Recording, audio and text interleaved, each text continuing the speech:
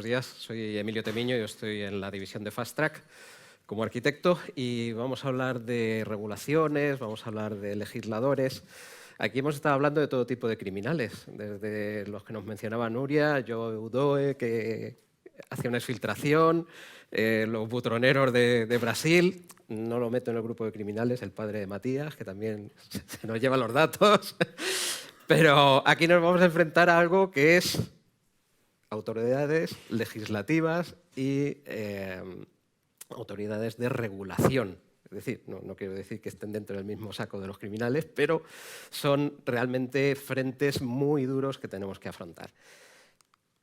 Purview, como tal, es una solución que nos ayuda a gobernar, a proteger y a gestionar todo lo que es nuestro dato. Basado en esto, lo que tenemos es un escenario, como hemos visto, en el que primero entendemos cuáles son nuestros datos, los gobernamos, generamos la salvaguarda de ese dato donde esté, podemos protegerlo y a la vez lo que tenemos que garantizar es nuestra postura de compliance. Y aquí vamos a compliance. De hecho, si accedéis a Purview, el portal de Purview sigue siendo compliance.microsoft.com. Puede que cambie en el futuro, pero por ahora sigue siendo compliance.microsoft.com, porque en el corazón de todo esto está seguir manteniendo el compliance de nuestros datos con referencia a todo lo que son las legislaciones y las regulaciones. Y en base a eso, pues además tenemos un análisis del enorme escenario legislativo y regulador al que nos enfrentamos. Y esto estamos hablando Western Europe. Esto es el panorama de Western Europe, para que veáis. Soberanía de los datos, donde tenemos pues, desde la parte de Data Space, todo lo que es el European Cloud and Edge Act, la parte más regulatoria, across industries, donde, por ejemplo, GDPR suele ser el ejemplo más habitual, todos los ACT que se están desarrollando, el Digital Governance, el Digital Services, el Digital Markets y, recientemente, el AI Act, que ha sido publicado durante este puente. El AI Act es algo que viene del año 2020-2021. Realmente lo que ha ocurrido es que en este puente ya se ha hecho la publicación de la definición final con aquellos elementos que lo componen. Tened en cuenta que además, por ejemplo, cuando hablamos siempre del espacio económico europeo y todo lo que es la Unión Europea, además eso implica que a posteriori tiene que haber una transposición de esa norma a cada uno de los países que componen la Unión Europea. Con lo cual, bueno, pues son procesos que van aumentando todo lo que es el contexto de compliance que tenemos que incluir. Regulaciones en entorno de la industria, DORA, que se ha mencionado ya antes, para entidades financieras, que lo tenemos ya prácticamente encima, y todo lo que tiene que ver más con el contexto puro de ciberseguridad, donde teníamos definiciones como NIS, que ya teníamos desde el año 2016 y que recientemente pues, se ha publicado la nueva NIS 2, que ya bueno, pues va a ser una definición mucho más completa y que vamos a ver ahora cómo nos puede impactar. Pero aquí entramos en todo lo que es ciberseguridad, identidad y una serie de normas que tenemos que cumplir. Caso concreto de NIS 2, pues es una nueva directiva, nace sobre el contexto de NIS 1, anterior, lo único que se expande muchísimo más en a quién impacta. Anteriormente eran determinados sectores estratégicos, ahora impacta prácticamente a todos los sectores industria, negocio. Se evalúa que son entre 160.000 y 180.000 compañías las que están impactadas en el ámbito europeo para tener una obligación de cumplimiento de NIS 2. Es algo que ya se ha publicado en enero de 2023 y que, por tanto, bueno, pues, sigue su proceso y que su transposición a cada uno de los Estados miembros tiene que ocurrir en octubre de 2024, lo que significa que en octubre de 2024 adquiere rango de ley en cada uno de los Estados miembros y, por tanto, es de obligado cumplimiento. Y nace con la intención de ampliar las capacidades alrededor de todo lo que es Network and Information Security, sobre todo extendiéndolo a servicios no solo estratégicos, sino los que se consideran esenciales, y también extendiendo los requerimientos que se aplican a las compañías que tienen que cumplir con NIS 2. Hay muchos elementos que nacen para crear cosas como un benchmark de medidas mínimas. Hasta ahora eso no existía, yo no tenía que tener un benchmark que midiera, pues ahora sí voy a tener que tener un benchmark que mida las medidas mínimas con las que yo me puedo enfrentar a cómo proveo servicios, la criptografía, los factores de autenticación, cómo vamos a gestionar la información que proveemos cuando se produce cualquier tipo de incidente. Hasta ahora, bueno, pues yo podía tener mi mecanismo. Ahora tengo que garantizar, tengo que exponerlo y tengo que validarlo, que tengo un mecanismo que me puede proveer de esas guías. Además, la necesidad de incluir todo lo que es nuestra cadena de suministro. Y eso, por ejemplo, vamos a ver que también impacta no solo en NIS2, sino en DORA. Ahora ya se entiende que no hablamos de servicios que autoprovisionamos. Tenemos dependencias en nuestra cadena de suministro. Microsoft puede ser una dependencia en la cadena de suministro con los servicios de Azure, con los servicios de Microsoft 365. Por tanto, somos parte de toda esa información que es necesario refrendar dentro de nuestra exposición a NIS2. ¿Cómo nos ayuda el contexto de Microsoft, y en este caso Microsoft 365, a nuestro cumplimiento con respecto a NIS2? ¿Significa que haciendo todo esto estoy certificado para NIS2? No. Al final, cuando trabajamos en un entorno donde utilizamos un servicio SaaS, como es Microsoft 365 o pueda ser Azure, hablamos de responsabilidades compartidas. En esas responsabilidades compartidas hay alguien que nos está proveyendo un servicio, Microsoft, que tiene que decir cómo está controlando, qué controles implementa para garantizar cada uno de los elementos que me requieren en NIS2. Y quien usa las soluciones tiene que completar sus controles para garantizar que es adherente a ese contexto regulatorio. En este caso, aquí hay una serie de elementos que están relacionados con NIS2. Lo que está en negrita específicamente es como Purview, ayuda en el contexto de la adherencia a NIS2. Podéis ver en la parte de Risk Assessment tenemos una herramienta que es Compliance Manager. De hecho, Compliance Manager veremos después que incorpora también unos reports para la validación de los controles y para ver en qué grado cumplimos una determinada normativa, como NIS2. Todo lo que son procedimientos de seguridad para empleados, todo lo que hemos visto de Information Protection, incluyendo el DLP, incluyendo Insider Risk Management, nos preparan para gestionar y detectar y dar seguimiento a casos en los que se hayan podido producir incidentes. Criptografía. Purview al final, cuando hablamos del cifrado, cada vez que Matías decía, podemos etiquetar sin cifrar, también podemos cifrar. Ahí hablamos de criptografía. De hecho, las soluciones de Microsoft al final proporcionan criptografía o encriptación at rest, en curso y sobre el objeto, sobre el dato, incluyendo extensiones del tipo de lo que ahí aparecen las siglas, Bring Your Own Key, es decir, que se puede cifrar con una clave que proporciona el cliente, o el Double Key Encryption. Para todos los documentos cifrados podemos utilizar dos claves, una que proporciona Microsoft, una que proporciona el cliente, y de hecho eso, por ejemplo, garantiza que Microsoft no tiene visibilidad de ese documento, puesto que no posee nunca la segunda clave. Esa clave está fuera, mantenida por el cliente, y nosotros no podemos acceder. Hay contextos regulatorios que requieren esa capacidad de Double Key Encryption. En la planificación de cómo gestionar los incidentes de seguridad, que es una de las capacidades que se incide mucho en NIS2, pues con Information Protection, Data Loss Prevention, Insider Risk Management, al final lo que estamos haciendo es tener información, generación de casos, reporting. Tenemos todo el contexto que necesitamos proveer, incluyendo además no solo eso, sino la capacidad de proveer a través de eDiscovery el contexto, el dato preceptivo a cada uno de esos incidentes. El resto no voy a entrar, pero son elementos que forman parte del mundo de Microsoft 365 y que también están relacionados a nivel pues, de otra serie de elementos para todo lo que es la parte de ciberseguridad y resiliencia. DORA. Entidades financieras. Esto va a ser curioso. Bueno, es otra vez una regulación de la Unión Europea que lo que define es un marco específico para entidades financieras donde se va a analizar no solo el contexto provisto por el proveedor, por la entidad financiera, sino por igualmente su cadena de suministro. Y aquí hace una incidencia específicamente a lo que se llaman los ICT subcontractors, es decir, proveedores de servicios normalmente pueden ser cloud, que participan en la estructura y gestión de los datos de una entidad financiera.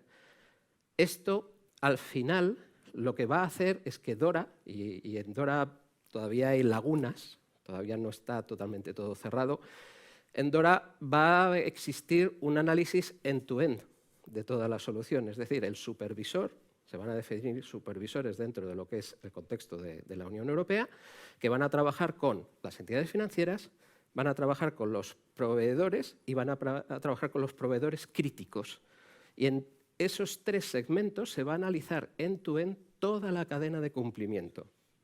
Lo que se va a requerir es que exista una conexión y exista una transparencia en todo lo que ocurre en toda esa cadena. Dora se publicó en enero de 2023. Para enero de 2024 vamos a tener los primeros RTS. ¿Qué es un RTS? Bueno, pues son los Regulatory Technology Standards. Es decir, son las definiciones tecnológicas que especifican un estándar que se tiene que cumplir en cada uno de estos elementos que aparece aquí. Clasificación de los incidentes, en las especificaciones de los contratos que existen entre proveedores de servicio y las entidades financieras. Cómo gestionamos risk management, los métodos, los procedimientos, las políticas, si tenemos un risk management framework. O sea, todo eso va a ser parte del análisis de Dora. De cara a julio de 2024 aparecen el siguiente nivel de los RTS que se van a estar definiendo y auditando, y también en los criterios de designación de lo que son los CTPPs, que son las entidades con las que se va a trabajar para actuar en modo de supervisores. Esa supervisión se está definiendo en una serie de grupos de trabajo en la Unión Europea y, como veis, al final del todo, después del 17 de enero de 2025, estará la clasificación de los Critical Third Party Providers, donde vamos a tener pues, seguramente un papel especial en Microsoft, porque vamos a aparecer siempre como Critical Service Provider, igual que aparecerá AWS, aparecerá Google Cloud y todos los proveedores que están en el entorno financiero. Microsoft en este momento, de cara a Dora, lo que está haciendo es trabajar activamente con el regulador, las autoridades que han legislado, para participar en esos comités y garantizar que vamos a poder transponer todo lo que es nuestro enganche con nuestros clientes, nuestro enganche con la industria y con terceros, de manera que sea lo que finalmente otorgue visibilidad a una certificación o una auditoría en el marco de Dora para las entidades financieras. ¿Cómo podemos empezar a trabajar con todo esto? Bueno, pues dentro de Purview hay una herramienta que es Compliance Manager. Este Compliance Manager al final lo que nos da es la posibilidad de utilizar una serie de reports donde podemos analizar nuestro nivel de cumplimiento para una determinada regulación y trabajar en los controles que tenemos que activar en la parte en la que seamos responsables. Microsoft va a proveer aquellos controles que ya ha auditado, cómo los ha auditado y qué características tienen. Falta establecer la parte corporativa en la que hay que decir, sí, yo también cumplo con esto, y cómo lo estoy haciendo, cómo lo audito, quién lo ha hecho y cuáles son las pistas que dejo de que realmente esto está hecho. Eso es Compliance Manager. Hay también un concepto que es el Compliance Score.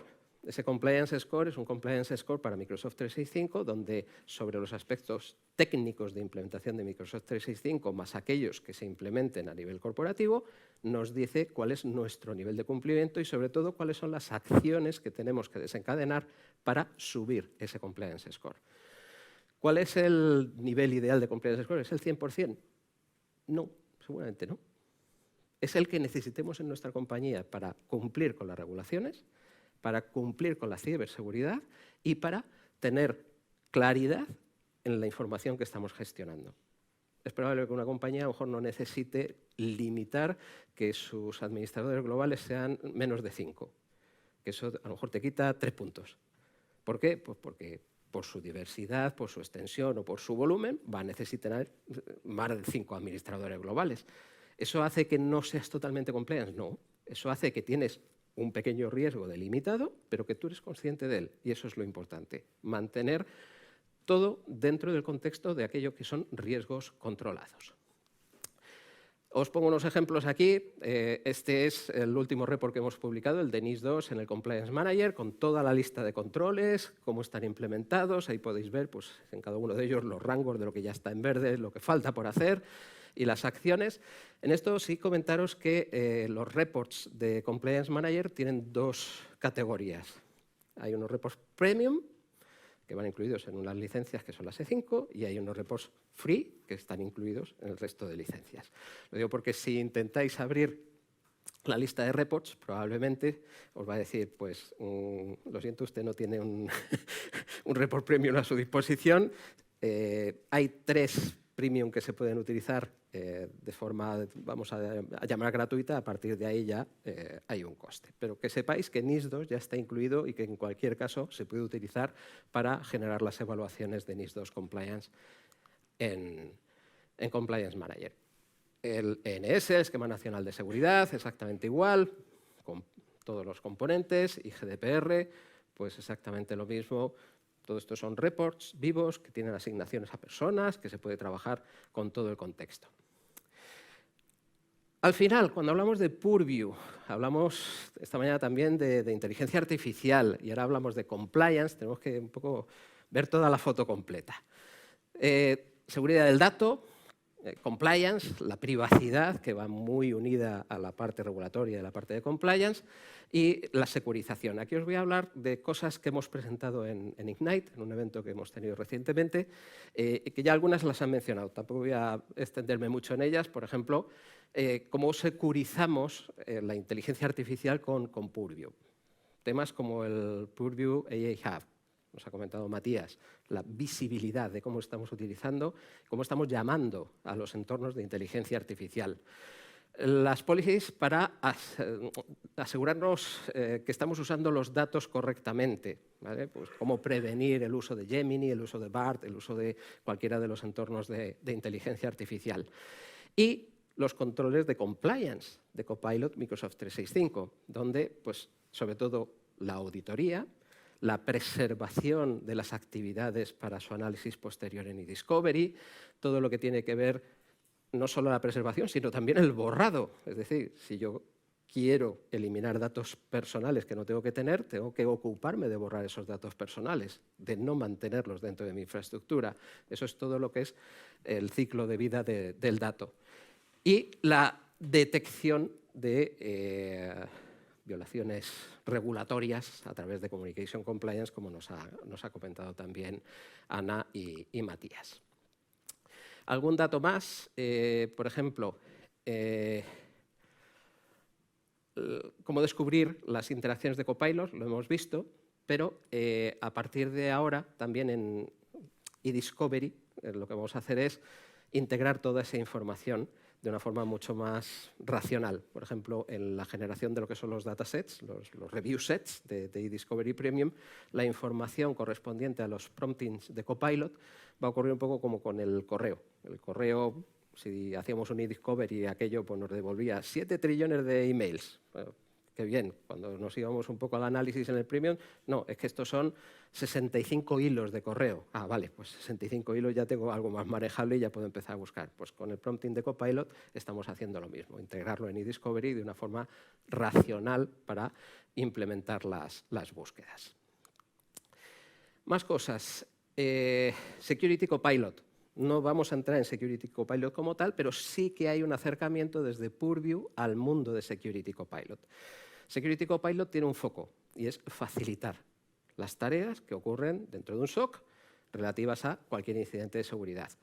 Y aquí hablamos de la seguridad del dato, que es seguridad. Y, por tanto, todo aquello que concierne al dato es importante que se refleje de la misma manera en Security Copilot.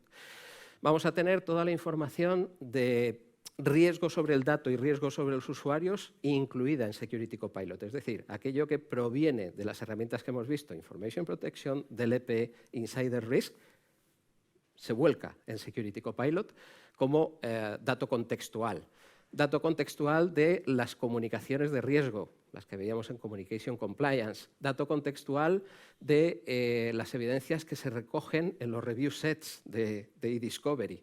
¿Esto qué es lo que hace? Que cuando empecemos a trabajar dentro de nuestro SOC con las alertas, esas alertas ya son alertas que provienen de nuestro entorno de Defender, la parte más security pura. Sentinel, Purview entra con toda la información que hemos visto con Marcelo, Intune, todo eso acaba en Security Copilot.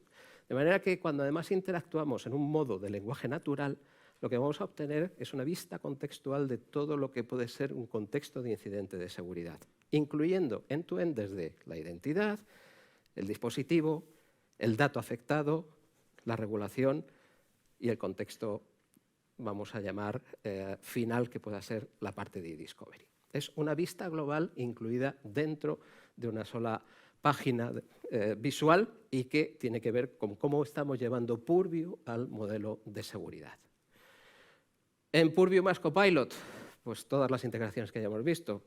Básicamente Matías ya nos ha dado una visión, pero aquí veréis que hay muchas que están todavía en Private Preview. Aprovecho para lanzaros la posibilidad de uniros a los Customer Connection Programs, que son grupo de producto de Microsoft. Tiene una ventana abierta a través de unos grupos de Teams a los que os podéis pedir añadiros y participar. La ventaja está en los grupos de producto, se hacen públicas cuáles son las previews que hay, podéis solicitar información y además hay sesiones en las que se trabaja, pues, sobre todo, roadmap, novedades. Entonces, Customer Connection Programs es una oportunidad para ver todo esto de primera mano.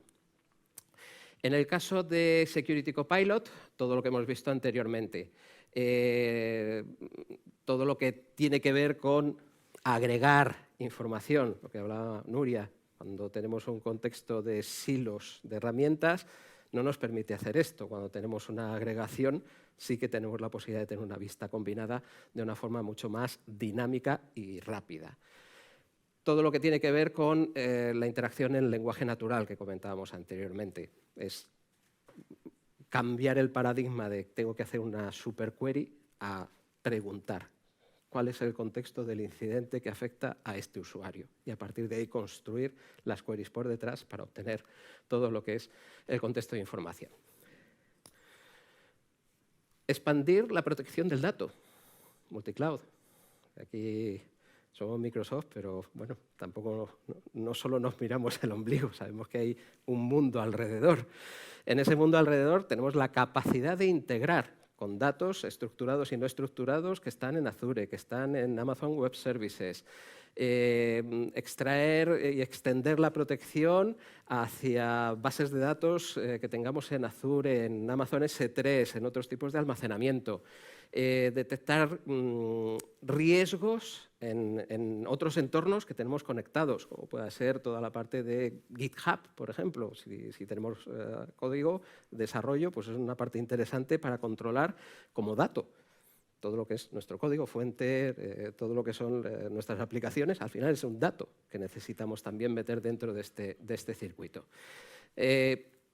Purview es una plataforma extensible y multicloud. No es una plataforma solo para Microsoft 365. Y lo que hemos visto principalmente es Microsoft 365, pero es una plataforma abierta, extensible y conectada.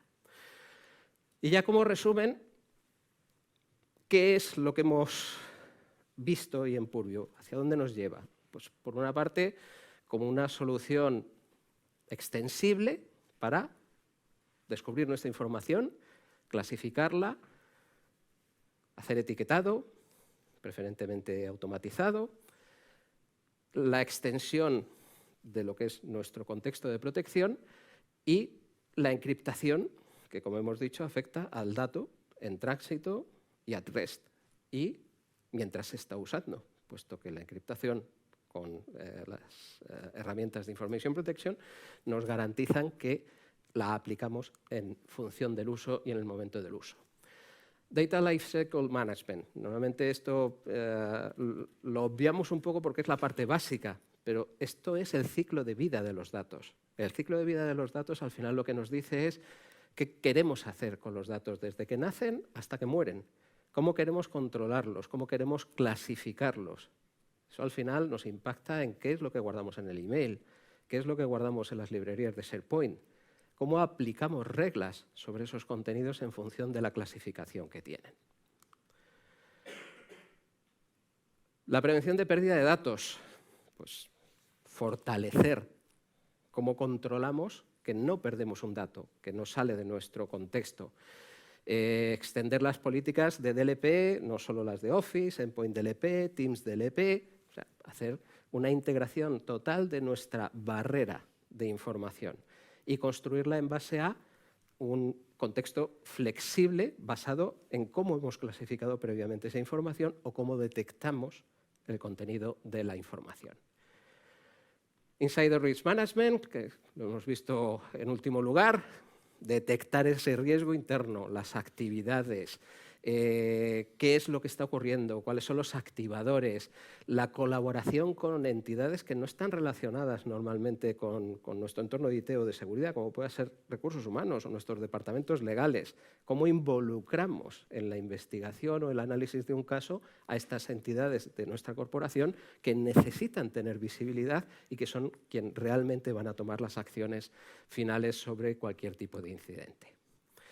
Communication Compliance, todo lo que tiene que ver con el análisis de las comunicaciones, múltiples conectores, aquí tenemos ya, me parece que son más de 60 conectores habilitados para integrar aplicaciones de terceros dentro de lo que es el contexto de comunicación. Ya no solo la comunicación por Teams o por correo, la comunicación ocurre en muchos más contextos, desde nuestras herramientas de Yammer o Viva a herramientas que están en el mercado y que necesitamos tener visibilidad de qué es lo que está fluyendo a través de ellas. No solo a nivel de la comunicación o el riesgo, digamos, de pérdida de información, sino también de puro compliance. ¿Sí? Si yo por temas de salud laboral tengo que controlar si se están produciendo amenazas dentro de mi compañía, las amenazas se pueden producir en la máquina del café, pero se pueden producir también en una conversación de Teams o a través de un email.